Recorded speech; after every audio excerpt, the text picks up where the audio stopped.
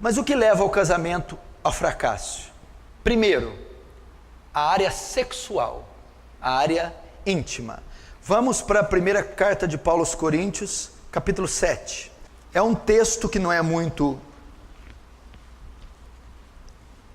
explorado nem pregado nos púlpitos por medo, vergonha ou receio, mas é tão bíblico quanto a soteriologia. Eu estou dizendo de princípios que pode levar o casamento ao fracasso. O primeiro deles é a área sexual. 1 Coríntios 7, no versículo 3. O marido conceda à esposa o que lhe é devido, e também semelhantemente a esposa ao seu marido. Na sua tradução tal, o marido paga a devida benevolência à esposa, e a esposa paga a devida benevolência ao marido. A mulher não tem poder sobre o seu próprio corpo, e sim o marido. Também semelhantemente o marido não tem poder sobre o seu próprio corpo, e sim a mulher. Até aqui. Primeira recomendação de Paulo. Paulo está escrevendo aos casais cristãos, aos casais de Corinto, aos casais crentes, a maridos e a mulher. O capítulo 7 ele está tratando do casamento. No início do capítulo, ele vai dar ênfase a uma área que a igreja não dá ênfase, a sexualidade do casal. Olha o que ele está ensinando ao casal crente. Olha o que ele está indicando. Maridos, satisfaçam vossas esposas sexualmente. Esposas, satisfaçam seus maridos sexualmente. Tem gente que acha que o sexo é pecado, que o sexo foi um distúrbio do pecado ou uma criação demoníaca. Em hipótese alguma. Provérbios capítulo 5, Deus diz: desfruta com a mulher da tua mocidade. O sexo é bom, o sexo é santo, o sexo é puro e o sexo é legítimo. E ele está dizendo aqui, ele está ordenando, ele não só diz que o sexo é puro e legítimo, como ele ordena a prática dele. Paulo está dizendo: maridos e mulheres tenham relações sexuais regulares. É o que Paulo está ensinando aqui. Marido e mulher tenham relações sexuais regulares. E ele vai mais. Mulher, o seu dever na relação não é satisfazer você, e sim seu marido. Mulheres, satisfaçam seu marido sexualmente. Maridos, o seu dever na relação não é se satisfazer, e sim satisfazer a sua esposa. Marido, satisfaça sexualmente a sua esposa. Ele está ordenando isso. Ele está ordenando isso. E ele vai mais. Existe muito jogo nessa relação. Por exemplo, o homem tem mais, é natural, inerente da natureza do homem, o sentimento de posse, de domínio. Geralmente o homem tem mais interesse pela relação. A mulher, sabendo disso, muitas vezes faz jogo, chantagem, e usa disso. Geralmente ela que determina quando isso ocorre.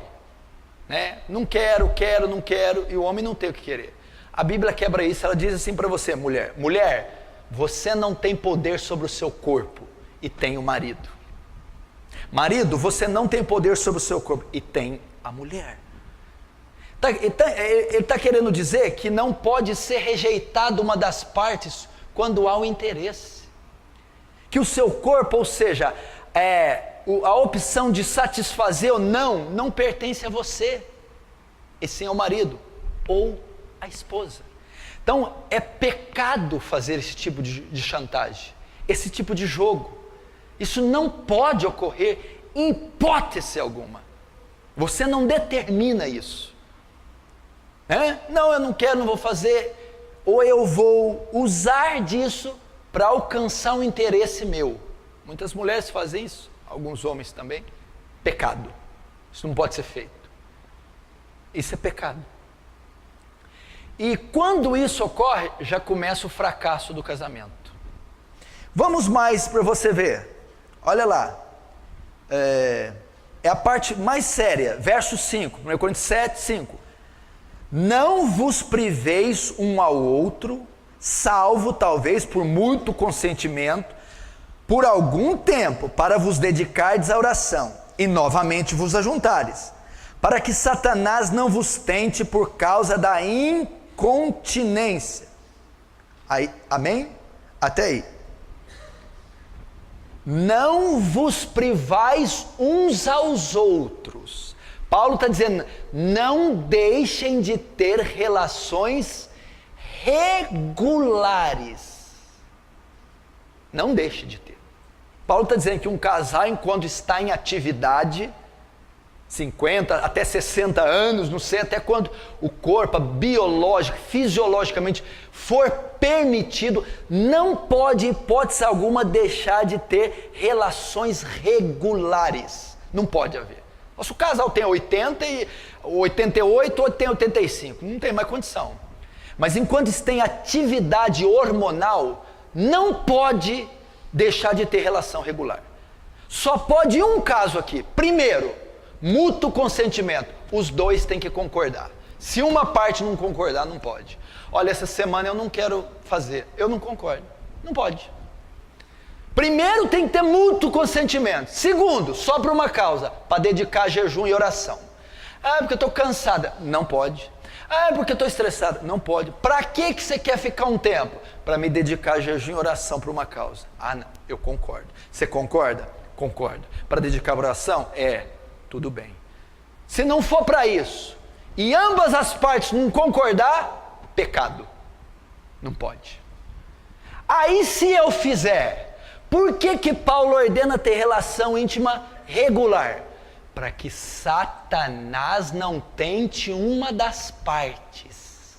Sabe por que tem um monte de marido casado que viciado em pornografia?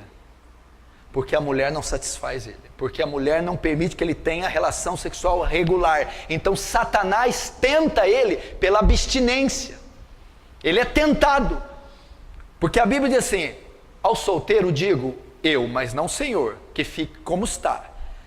Mas se não pode ficar como eu, é melhor casar do que abrasar. Na NVI, é melhor casar do que viver ardendo de desejo. Uma vez que a mulher não tem relação sexual regular com o marido, ele fica ardendo de desejo. E Satanás tenta ele, para ele suprir a tensão sexual em outra fonte. Pornografia, adultério, prostituição.